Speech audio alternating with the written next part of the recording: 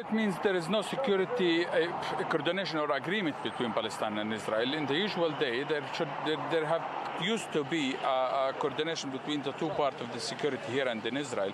When it's become to stolen cars, when it's become to medical aids that somebody need to go to Israel to get a treatment, they have to get a security clearance for him. When it's become to importing and exporting goods from Palestine to Israel and to the international world.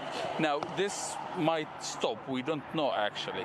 But this means also on the bigger level that Israel is more responsible inside the West Bank when it comes to the security, because what the Palestinian Authority used to do is they used to control the area. They used to control it from the Palestinian factions such as Hamas or the Islamic Jihad or the PFLP. When it's become to fighting with Israel, they try to secure that area and to be under the control or under the umbrella of the Palestinian Authority. But now these faction hands will be loose and they can do whatever they want. Now it's up to Israel to control it inside, not up to the Palestinian Authority.